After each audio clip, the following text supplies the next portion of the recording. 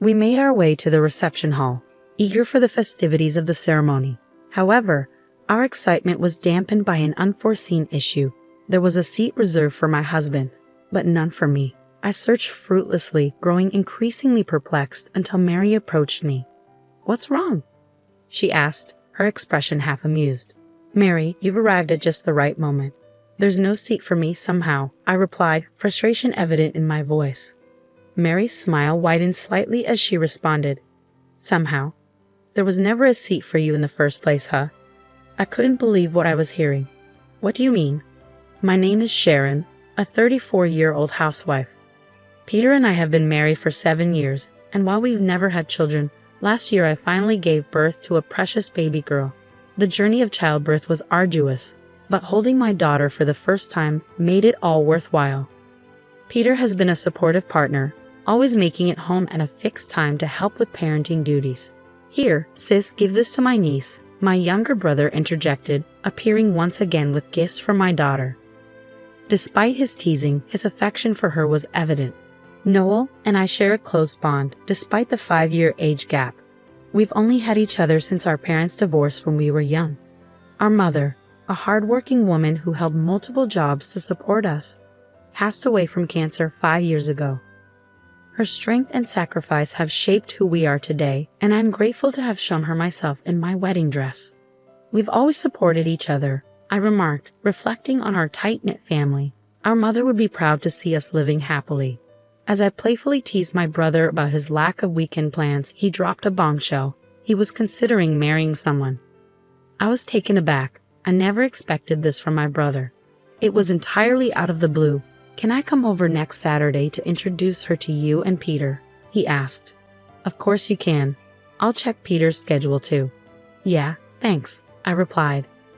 After my brother left, I felt a rush of emotions. I had always looked after him at home while our mother was working, so our bond felt more like that of a guardian and ward than siblings. The fact that my dear brother would come to tell me about his wedding was a significant moment for me. I couldn't wait for Saturday. Since my husband had the day off, we planned to meet them together. As the day approached, I grew increasingly restless, eager for their arrival. "Sharon, you've been so fidgety lately," Peter remarked. "Noel is bringing his fiancé over, right? It's making me nervous." "Don't worry, Sharon. I doubt Noel is expecting his sister to be nervous," Peter reassured me. As we discussed, the doorbell rang. My brother and his fiancé arrived about 5 minutes later than planned, and my heart began to race. Opening the door, I was greeted by a beautiful woman standing beside my brother. "Hey sis, welcome. Why are you so nervous?" my brother asked. "Who, me? I'm not nervous," I replied unconvincingly. As we exchanged pleasantries, I couldn't help but notice the warmth in Mary's greeting as she introduced herself. "Nice to meet you.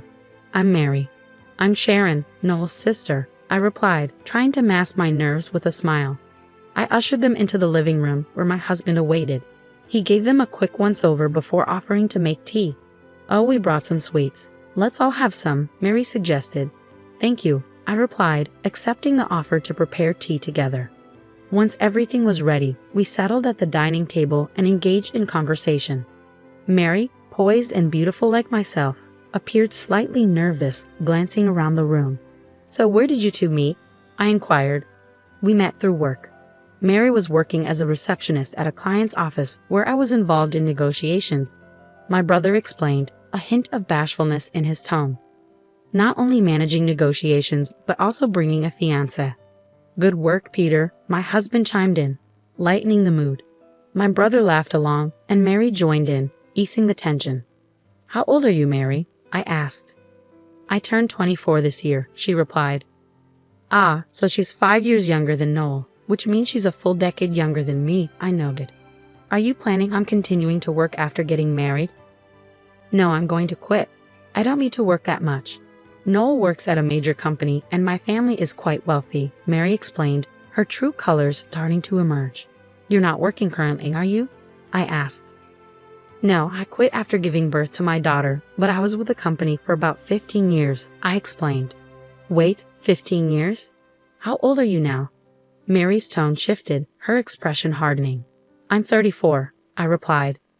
"Oh, a high school graduate," Mary said, sounding condescending. Before I could respond, my brother jumped in, defending me. Sharon started working right after high school. We were poor, so Sharon sacrificed everything for me. Don't look down on her. I wasn't intending to look down on her. I was simply taken aback because I've never encountered someone like that before. However, my brother's defense created an awkward atmosphere. I swiftly tried to diffuse the tension by acknowledging that it must be unusual for Mary. Mary chimed in, saying, "Yes, exactly. I didn't mean it in a bad way. I was just surprised." Noel seemed to accept this and replied, "Oh, okay, as long as that's the case." To change the subject, I asked Mary about her father's profession. "My dad is the editor-in-chief of a publishing company called Double X," Mary proudly stated. I couldn't help but notice something, but I decided not to bring it up to avoid another awkward reaction from Mary. Instead, I chose to let it pass for now. Mary appeared to take great pride in her father's success, and she boasted about it with a gleam in her eye. It almost seemed as if her happiness bordered on smugness, and I couldn't shake the feeling that her nose had grown a few inches longer since she first arrived at our house. And with that, the meeting to announce my brother's engagement came to a close. After bidding farewell to Noel and Mary, I collapsed onto the sofa, feeling utterly drained. "I'm exhausted," I sighed. "You did well. I'll make some coffee," my husband offered, gently cradling our daughter in his arms. "Thank you. But I wonder if Noel's going to be okay," I mused, watching as my husband carefully laid our daughter in her crib. "Huh? Because Mary seems difficult and she was mocking you?" he asked, concern evident in his voice. "I hope they're okay," I replied, a sense of worry creeping into my thoughts.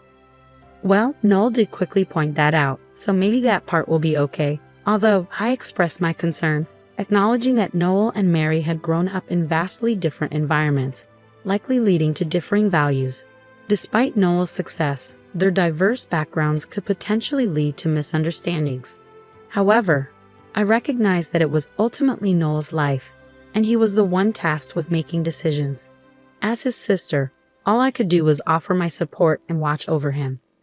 Several months later, Noel and Mary unexpectedly visited our house. "What brings you here all of a sudden?" I asked, curious. "We wanted to give this to you today," Noel said, handing over an invitation to their wedding. "Wow, you're finally holding the ceremony. We really want you to come." "Of course I'll be there. It's my dear brother's big day after all," I replied, excitement bubbling within me. But before I could fully relish the moment, Mary interjected, casting doubt on my attendance. "But you don't have any relatives to rely on, and you can't bring your baby to the wedding, can you?"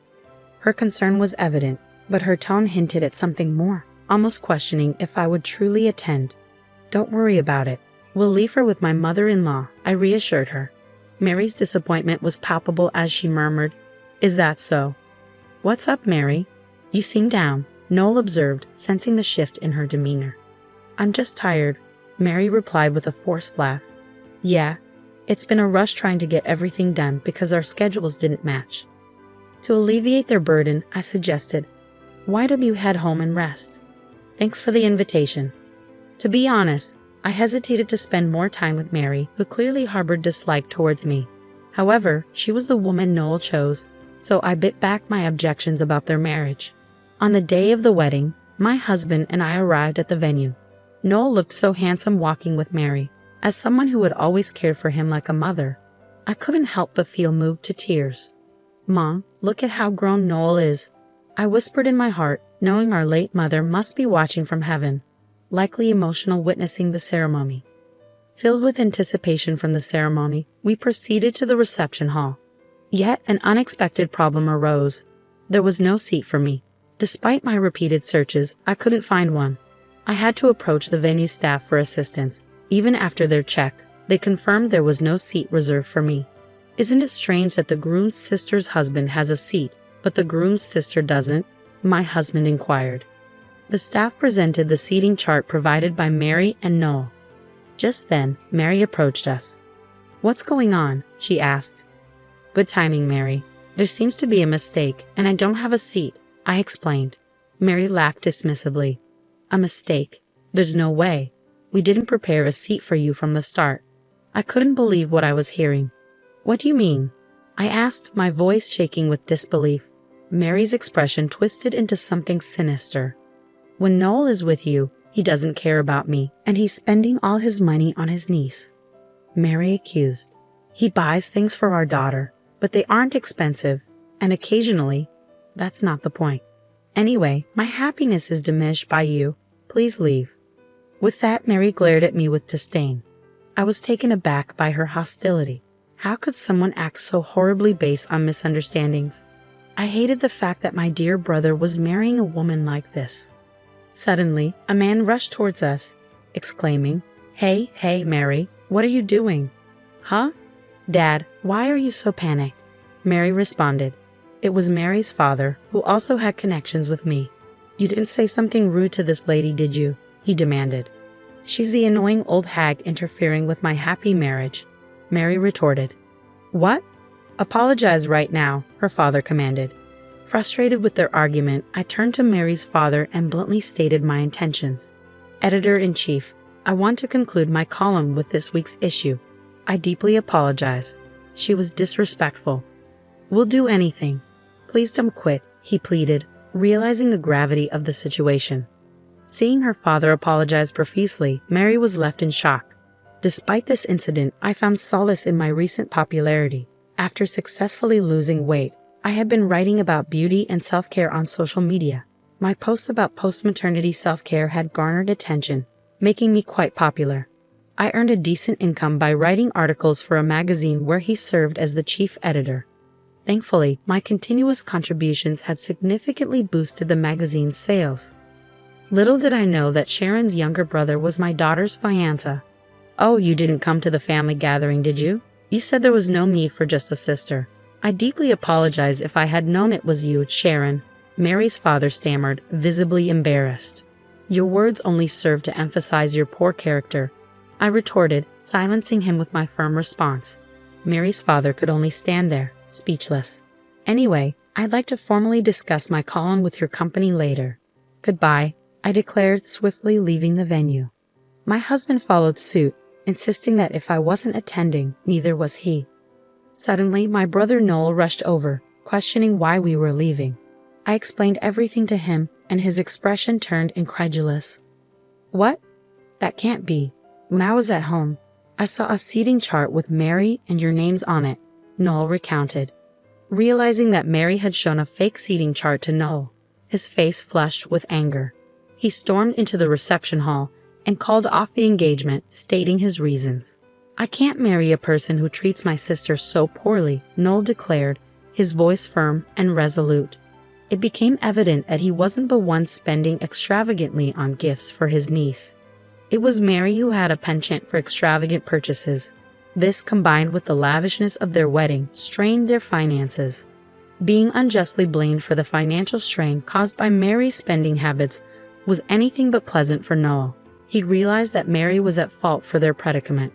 Noel explained to the attendees that the event would now be a simple dinner, and then he left. Later, issues regarding the wedding costs arose, but I cooperated with Noel to resolve them. Despite ending up at a disadvantage due to the breakup, it was clear that it was originally Mary's fault. Using my influence, I made a deal with Mary's father. If he agreed to cover all the costs, I would continue my contract. Mary's father agreed, albeit reluctantly, and this allowed Noel to break up with Mary without any repercussions. However, I did report the incident to the publisher. As a result, Mary's father was transferred to a different department, losing his position as the editor-in-chief.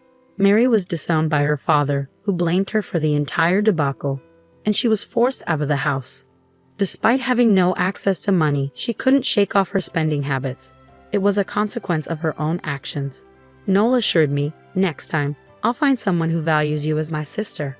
I replied, "Just find someone who doesn't mistreat others." Mary's abnormal behavior was evident, and I felt relieved that the problem was resolved safely. I hoped Noel would find happiness with someone who truly appreciated him. As I wished for Noel's happiness, I resolved to continue working hard for my husband and daughter at home.